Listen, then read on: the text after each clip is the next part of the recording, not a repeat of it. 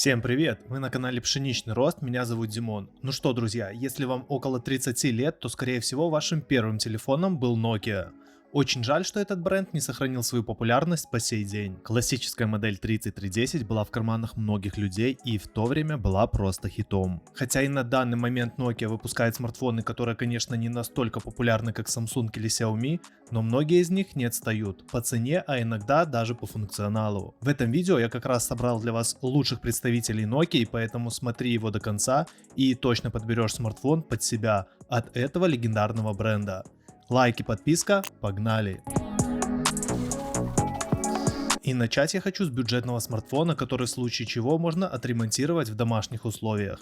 Nokia G22 выделяется среди конкурентов тем, что его можно починить дома. Буквально любой справится с этим, имея минимальный набор инструментов, а возможность самостоятельной замены аккумулятора делает смартфон особенно привлекательным. Nokia G22 имеет сменные детали, а если вам понадобится новый экран, аккумулятор, камера и тому подобное, вы сможете приобрести полный ремонтный комплект и комплектующие. Звучит привлекательно, хотя вряд ли кому-то захочется заниматься этим в домашних условиях. Но у смартфона, кроме ремонта, хватает своих особенностей. Он явно выглядит дороже своей цены, при этом обладает отличным временем автономной работы и простой версией Android без излишеств. Смартфон средних по современным меркам габаритов получил минималистичный дизайн. Телефон хоть сделан из пластмассы, но чувствуется более или менее надежным. В Nokia G22 установлен простенький HD экран диагональю 6,5 дюйма, максимальная яркость 500 нит, а частота до 90 Гц. Сильная же сторона экрана Nokia G22 глубокий черный цвет.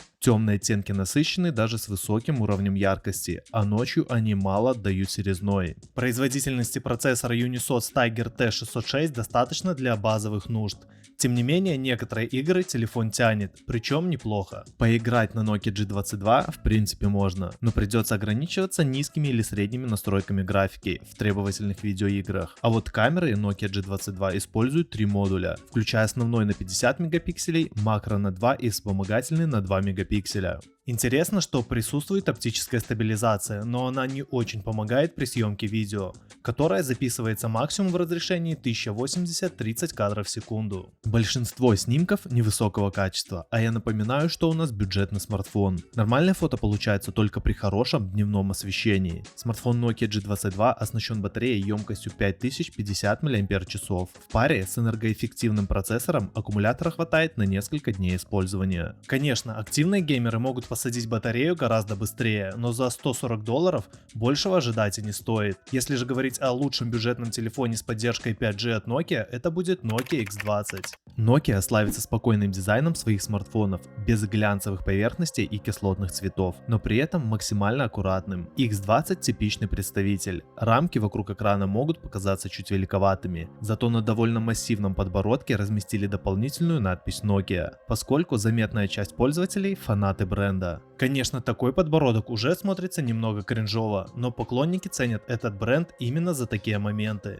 Смартфон получился весьма крупным, что неудивительно при экране диагональю 6,67 дюймов. Впрочем, он в любом случае толще и тяжелее конкурентов, обладающих подобным дисплеем. Надо быть к этому готовым. Зато нет проблем с углами обзора и пикселизацией. Шрифты смотрятся гладко. Понятно, что почти у всех конкурентов уже OLED дисплеи. У каких-то еще и с режимом работы с повышенной частотой 90-120 Гц, чего Nokia не предлагает. Аппаратная начинка поначалу вызывает вопросы. В то время как все конкуренты используют Snapdragon 600 или 700 серии, здесь установлена платформа 400 серии. Qualcomm Snapdragon 485G, более характерный для бюджетных моделей, а не смартфонов за $170. Самое же большое достоинство Nokia X20 в плане производительности то, что она стабильно сохраняется даже во время длительной сессии, а у смартфона нет ни малейших тенденций к перегреву. Nokia не стремится побеждать в рамках производительности, а делает упор на надежность и качество. Скорее всего, это и повлияло на упадок популярности. При этом подход к камерам у Nokia такой же, как и у большинства. Nokia X20 получил тыльный блок, состоящий из 4 камер. Это уже даже не правило хорошего тона, а по сути обязательная программа, от которой мало кто решается отступать. К основной и широкоугольной камерам добавлены миниатюрный модуль для макросъемки и датчик глубины для улучшения искусственного размытия фона. Основная камера получила разрешение 64 мегапикселя с объективом светосилой 1.8, а также фазовым автофокусом, но без оптической стабилизации. Широкоугольная — сенсор разрешением 5 мегапикселей без автофокуса. Любопытно, что съемка с максимально доступным разрешением 64 мегапикселя недоступна. Смартфон просто не предлагает такой опции. Смартфон вполне успешно снимает зумом. Можно говорить разве что об излишнем старании в рисовании контурной резкости, отчего снимки теряют в естественности. На основную камеру можно получить хороший результат почти при любом свете. Резкость очень высокая, но при этом уже без перебора. Точная цветопередача. Чуть страдает динамический диапазон, особенно при ярком солнце в кадре, но это не критично. Да, ключевой козырь в сравнении с конкурентами — поддержка 5G, а цена все-таки кажется чуть завышенной. Но для поклонников марки и чистого Android с гарантированными обновлениями смартфон кажется неплохим выбором. А вот если вы ищете смартфон от Nokia с лучшим временем автономной работы, то нужно брать XR20. Ссылку на него и на все модели я оставлю в описании. Итак, Nokia XR20 – смартфон защищенный и практичный. Прочный нескользкий корпус имеет прорезиненное текстурированное покрытие, поэтому из рук он не выскальзывает ни при каких обстоятельствах. Покрытие экрана выполнено из закаленного стекла Corning Gorilla Glass Victus. Это самая современная версия известного продукта, надежно защищающая дисплей от царапин, падений, попадания воды, песка и перепадов температуры. Таким образом, Nokia XR20 выдерживает падение с 1,5 метров, а также может находиться под водой на глубине до 1,5 метров в течение получаса, имея сертифицированную поддержку стандарта IP68. А вот внешний смартфон, на удивление, привлекательный. В его облике хорошо соблюден баланс между брутальностью внедорожника и минималистичной стильностью городского пижона. Смартфон Nokia XR20 оснащен дисплеем с диагональю 6,67 дюйма и разрешением 1080 на 2400. Плотность точек 395 ppi. Сзади у смартфона установлено всего две камеры, основная и широкоугольная. Без бутафорских модулей, что вызывает уважение. Зато с оптикой Zeiss. Асимметрию производитель оформил за счет пары очень мощных светодиодных вспышек, без которых внедорожнику просто не обойтись. 48 мегапикселей основной модуль и 13 мегапикселей сверхширокий. Фотографии получаются неплохими, хотя и конкуренцию тем же Xiaomi за такую стоимость смартфону вряд ли получится составить. Можно снимать в 48 или 12 мегапикселей с объединением 4 пикселей в один. В 48 мегапиксельном режиме картинка, если разглядывать ее в полный размер, не очень приятная. Впрочем, при уменьшении такой фотографии в редакторе она становится очень похожа на изображение в исходном размере 12 мегапикселей. Широкоугольный модуль совсем простенький. Картинка мыльная, несочная и с невысокой контрастностью. Nokia XR20 работает на актуальной версии Android 11 в паре со Snapdragon 480 5G. Смартфон не испытывает проблем с недостатком производительности и в реальной эксплуатации. А вот что касается игр, то тут придется каждому смотреть индивидуально. Смартфон имеет встроенную батарею со средней на сегодняшний день емкостью. Автономность у него тоже средняя. В реальной эксплуатации смартфон ведет себя так же, как большинство современных моделей. Придется заряжать его каждый день. Но вот следующие два смартфона от Nokia вполне неплохо себя показали. Nokia 8.3 5G. Смартфону есть чем удивить, и речь не только про возможности, но и про немалую цену. Корпус Nokia 8.3 5G полностью пластиковый. С виду выглядит солидно, но при обращении с ним сразу понимаешь, что и задняя стенка не из стекла, и боковая рамка не металлическая. При этом аппарат невероятно объемный и тяжелый. В текущем сезоне это, вероятно, рекордсмен по обоим параметрам. При этом смартфон Nokia 8.3 оснащен IPS-дисплеем с диагональю 6,81 дюйма и разрешением 1080 на 2400, а также стекло Gorilla Glass 5. По камерам тут ничего удивительного. 4 модуля камер с оптикой Zeiss. Это, что уж греха таить, один из самых дешевых вариантов, когда количество камер добирают совсем простенькими и никчемными 2-мегапиксельными модулями для макросъемки и измерения глубины сцены. 64 мегапикселя основной, 12 сверхширокий и 2 по 2 макро и глубина сцен.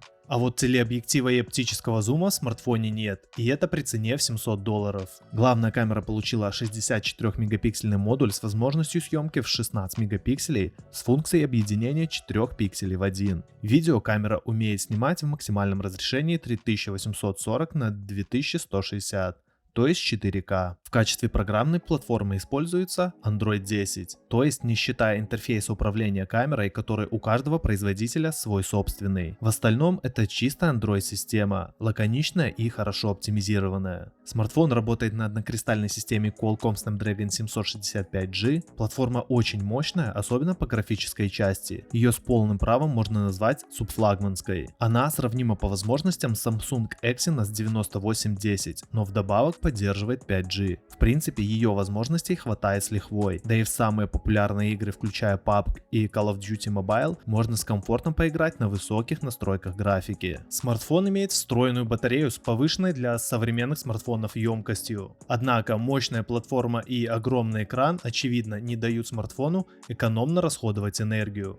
Автономность у аппарата на среднем уровне. Какой смартфон от Nokia действительно заслуживает внимания, это, конечно же, Nokia X30 5G. Nokia X30 5G – смартфон с 6,43-дюймовым AMOLED дисплеем, операционной системой Android, приятным дизайном и защитой корпуса по стандарту IP67. Но достаточно ли этого, чтобы соперничать с более популярными моделями? Как считаете? Корпус перестал быть громоздким и толстым, а дизайн скучным. Это стильный компактный смартфон с высоким качеством сборки, не уступающим многим флагманам. Диагональ дисплея равна 6,43 дюйма, поэтому X30 5G гораздо меньше 6,7-дюймового Nokia X20. Здесь используется 6,43-дюймовая AMOLED панель разрешением 2400 на 1080 пикселей, а частота обновления при этом равна 90 Гц. Пусть это не 120, как у большинства телефонов в сегменте, но по сравнению с прошлой моделью анимации стали гораздо плавнее. Nokia больше не сотрудничает с производителем оптики от Leica, а разрешение основного сенсора снизилось с 64 мегапикселей до 50. Однако на практике все совершенно иначе.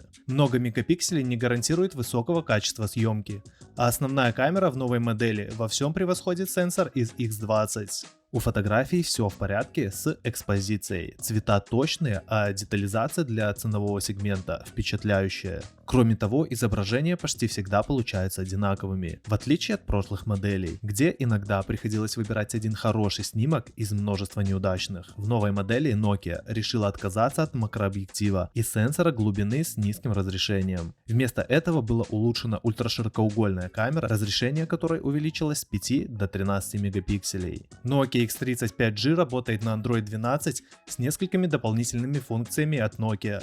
Да, здесь нет некоторых возможностей новых Pixel 7, вроде дизайна Material U, но все основные функции доступны. Железо тоже не самое мощное. Здесь используется Snapdragon 695 с 6 или 8 гигабайтами оперативной памяти и 128 или 256 гигабайтами внутреннего хранилища. Правда, в классе есть множество смартфонов с более мощным железом, которые стоят даже дешевле X30 5G. Конечно, на X30 5G вам не удастся поиграть в самые требовательные игры, вроде Genshin или Call of Duty Mobile с максимальными настройками графики. Однако, если их снизить, можно рассчитывать на приемлемую частоту кадров. Важно и то, что корпус смартфона не становится горячим при длительном использовании, в том числе во время игр. Хотя Nokia пока трудно соперничать с более известными компаниями, новый X30 5G является стильным смартфоном с хорошим качеством съемки, которым вы не должны разочароваться. Nokia X30 это самый лучший телефон Nokia, который вы сможете купить в 2024 году, и он значительно превосходит уже довольно неплохой X20. С другой стороны, всегда можно рассчитывать на компанию Xiaomi